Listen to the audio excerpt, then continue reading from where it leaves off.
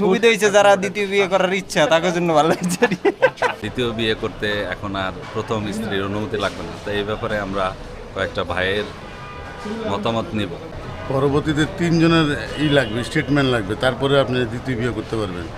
এক হলো পরিষদ চেয়ারম্যান, তারপরে একজন মেয়ের পক্ষের একজন আর ছেলের পক্ষে একজন, তার তিনজনের মতামতে আপনি দ্বিতীয় বিয়ে করতে পারবেন। হ্যাঁ, তাহলে এখন এই ব্যাপারটা আরও কঠিন হয়ে গেল না? তো এই জন্য কি মন খারাপ হয়েছে নাকি? আমার কোনো মন খারাপের কিছু নাই, আমার সেটা ইচ্ছাও নাই আর বয়সও নাই। আমার তো আলহামদুলিল্লাহ ভালো, আগের চাইতে এখন অনেক ভালো সুবিধা হয়েছে। হ্যাঁ, এটা হ্যাঁ, মেয়ে নাই, সামনে করবো ইনশাল্লাহ। দুইটা আশা আছে, তিনটা দেখি জি, কি জি। হয়। আপনার কপালে শনি আছে এটা আমরা কেন? বুঝতেছি। এই যে আপনি দুই বিয়ে নিয়ে কথা বলতেছেন। দুই বিয়া এটা হাইকোর্ট থেকে দিছে, এটা তো অনেকেই আলহামদুলিল্লাহ বলতেছে, তাহলে আর কি, হ্যাঁ, এ তো ভালো, অনেক ভালো। ঠিক আছে, থ্যাংক ইউ। অনুমতি নিতে হইবে তো, দিবে তো অনুমতি।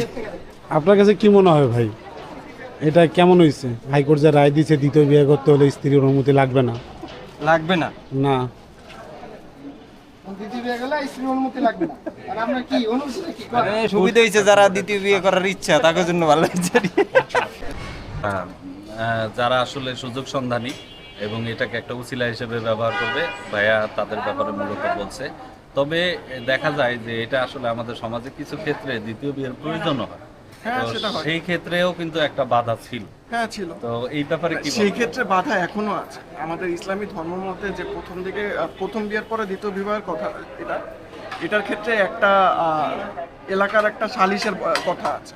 এই সালিশের মাধ্যমে সেটা অ্যাপ্রুভ করায় সেটা নেওয়ার কথা বলা আছে, কিন্তু সেটা কিন্তু আমাদের এখন যেটা হয়েছে যে প্রথম স্ত্রীর অনুমতি লাগবে না, ওই সালিশের অনুমতি লাগবে না, এটা কিন্তু বলা হয়নি। সেক্ষেত্রে যদি এখনও বিয়ে করতে হয় কাউকে লিগালি, সেখানে তার ওই সালিশটা বসিয়ে তার সাথে সবার সাথে কথা বলে, তার এখন বর্তমান যত স্ত্রী আছে বা স্ত্রীরা আছে সবার থেকে সম্মতি নিয়েই আলটিমেটলি এই বিয়েটা করতে হবে। তো সেক্ষেত্রে প্রথম স্ত্রীর যে মন্তব্য মতামত লাগবে না বা পারমিশন লাগবে না, এই কথাটা উঠে গেলেও আলটিমেটলি এই পারমিশন কিন্তু লাগবে। ব্যাপারটা কিন্তু এরকম রয়ে গেছে।